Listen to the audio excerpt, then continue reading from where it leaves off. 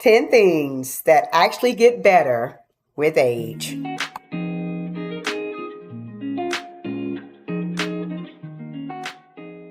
That's right. There are 10 things that actually get better with age. Guys, we live in a society that tells us once you hit a certain age, it's all downhill. Everything gets worse. Your best days, your best years are in the past. There's nothing really to look forward to, right? You don't have, you're just existing right now. But you know what? Don't listen to all that. Look, tune that out. Just tune it out. Because it ain't true. There are actually 10 things, 10, 10 things that get better with age. Let's dive into it right now, okay? The first one is your confidence. Trust me. Trust and believe. You already know you're more confident now than you were back in the day. You know that you are. You know that you can take care of yourself. You don't depend on others as often as you used to. You are not afraid to say how you feel about things, think about things. You trust your instincts more too, right? You don't even apologize for existing because you know this is truly a blessing. It really is. You don't apologize for being you. Embrace you. This is, you just embrace who you are, right? Along those lines, because of that increased confidence level, the number two is your decision making becomes better too.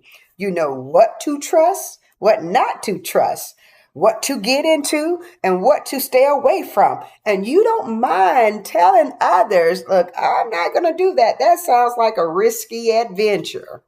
I'm okay with that. Or if it's something you want to do, yeah, I think that works best for me because you have been around long enough to know what is right for you, what isn't right for you. Right. You know how to do that. Your decision making is faster, is better. You have more clarity about where you're going in life, where you are at this moment, and you make no qualms about it at all, right? You just don't. You just don't have time for it. So, okay. The confidence, decision making. Number three on our list, we have emotional intelligence. All of that confidence building, that decision making has led you down the road to understand that you know when to speak, when not to speak, what is correct, what isn't correct. You do not allow your emotions to drive your decisions. You think logically. You think logically. You have gotten to be this age because of your wisdom, and you know how to employ that when needed. You know how to read people. You know how to manage conflicts. You try to avoid them. You do. You like, I'm okay. In my age, I have gained a lot of wisdom and I know when to act and when not to act, right? This is what helps your relationships to become more valuable, more grounded because of your emotional intelligence. You understand there's no perfect person. You're not even trying to live perfectly. You're just trying to be yourself. And you learn to accept people for who they are, not trying to reinvent them or reinvent yourself to become this perfect person you will never become, right? So that's number three. Number four on my list is that with all of that, because your decision making is so much better, so much keener than before, your emotional intelligence and stuff like that, you've learned to set boundaries. That's number four. You know what to accept, what not to accept. You say no in a healthy manner. You prioritize your health. You look at healthy options. I remember when I was 20 years old, like, whoop, I can eat all the junk food I want. I'm still going to stay as fine as I want to. No, That was a lie. Okay. So I quickly realized, no, that's not good for your, not even just for your health itself, for your complexion, all that junk food. No, you start to realize, look, if I keep this thing going, my body, if I keep it tuned and running properly, it can take me down. It can last me a lot of years if I keep it running properly, right?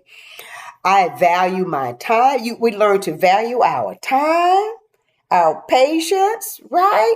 We start to prioritize things a little differently, understanding that these are the things that makes the most sense, and especially when it comes to that peace. Oh Lord, have mercy, Jesus. Yes, I want my peace. I need my peace in my life. That's what keeps me thriving, keeps me functioning properly, right?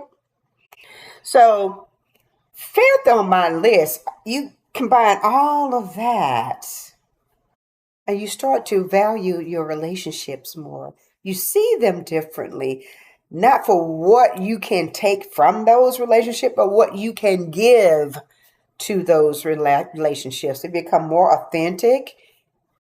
Your friendships, the loyalty, you start to reflect like, oh my God, when I was this age, I had these many friends, but there's some that are still with you. Those are your true friends. You know that you probably make some more along the way too. I've done that. I'm pretty sure all of us do. But you learn how to gauge who are authentic and who are not, right?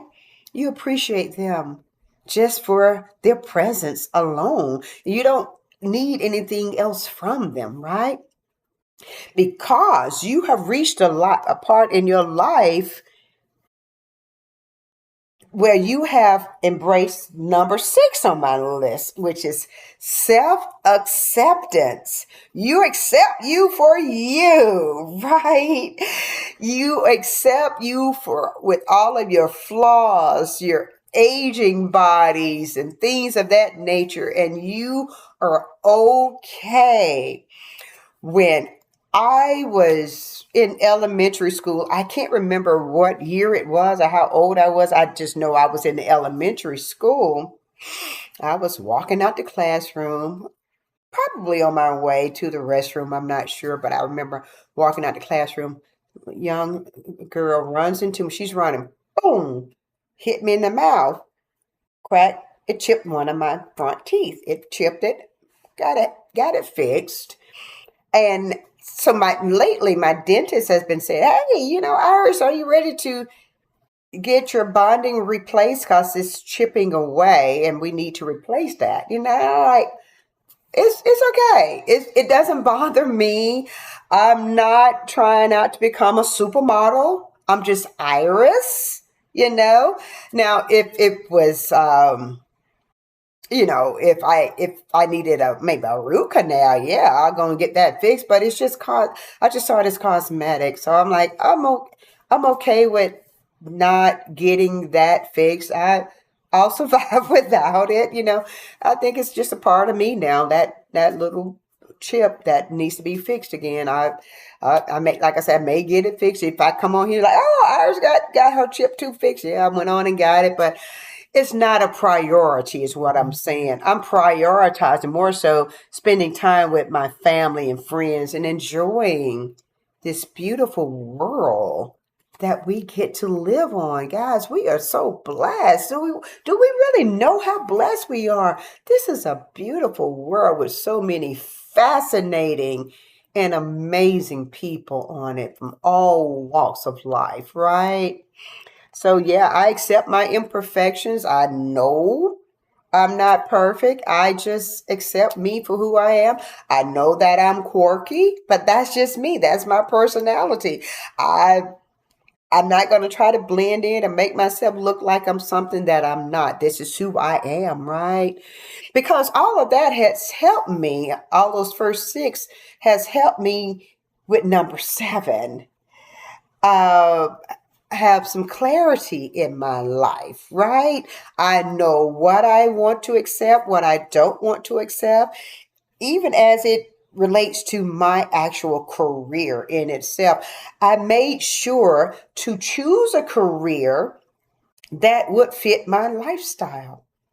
I can do this career anywhere. I just love it.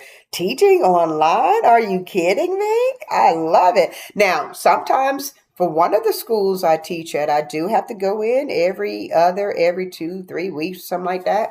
You know, it's fine. My students, trust me, they're okay with it. I go in there, check and make sure they're getting their work done. They are that. It's great. And then the other school is strictly online. And so I can't ask for any more. So it allows me a lot of time to just spend time with the people I care most about, right? That's my family, right? So career clarity is what I have. I just wanted to emphasize that, right? I did reinvent myself, not necessarily after I turned 50, but when I turned 40, I reinvented myself and went into a whole new career. I was a flight attendant. I love being a flight attendant, but one thing I noticed when I was flying, I was away from my kids, my parents. I mean, I love the flight benefit, right? But I'm like, I got to flip this around. I need to spend more time at home, and that's what I'm doing now. So, yeah. So, number 8, all of that has given me, which is number 8, a different perspective on life. It's kind of let me see what, like I said, what is important, what is not important, right? Because, guys, we have to understand that time is precious. Every day we live is one day less we have to spend on this earth. And when you look at it that way, you get to understand, look, I want to enjoy the things now. I'm not going to continue to put things off, continue to put them off, because we never know what tomorrow will bring us. So if we have the opportunity to do something that we want to do, we should go on and do it now, right? If we can. We don't worry about things we cannot control. I mean, I've never been the type to do that, but the older we get, more of us are starting to realize that we can't control what's going on over here. Like right now, the U.S. is in a war with Iran. I can't control that. I pray for it. I pray that I wake up one morning and that it's over, but I don't worry about it. I do pray for the soldiers that are over there, or all the other people, innocent people that are over there in the middle of this conflict. But I don't worry about it, is what I'm saying, because I can't control it.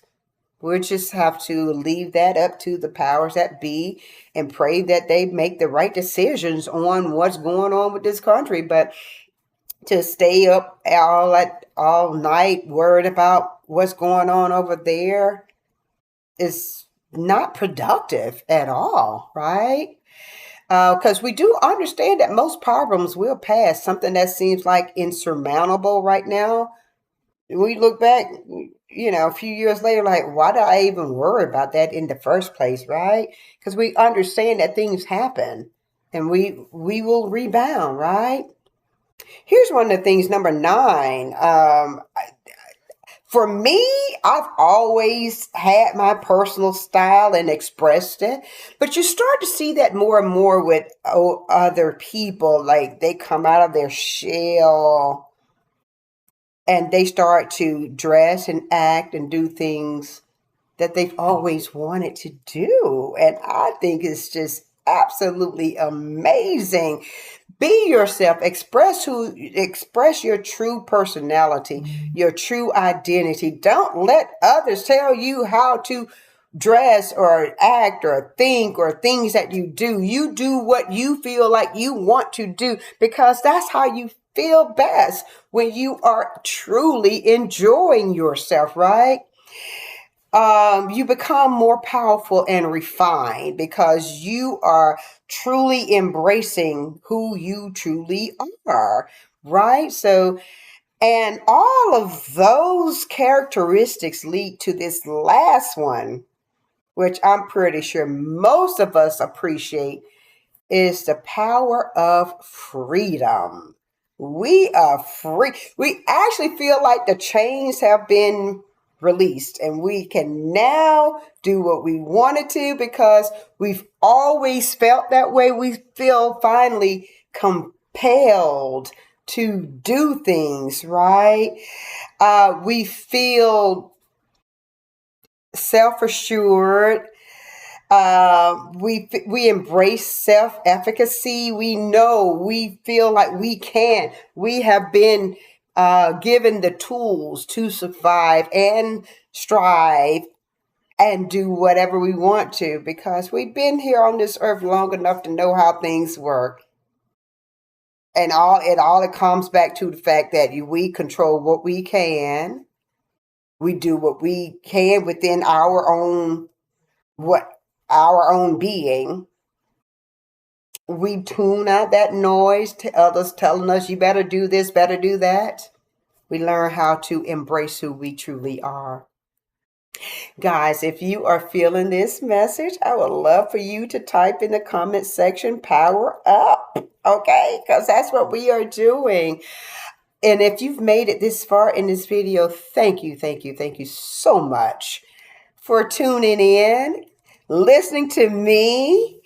It says a lot. It means so much to me. It helps the algorithm out, but mostly it lets me know that my message is being conveyed to others and others actually listening. So it truly warms my heart. It really, really does. It truly warms my heart. And our sign off, of course, like and subscribe if you want to, but our sign off on this station is that we are aging boldly. You guys have a good one.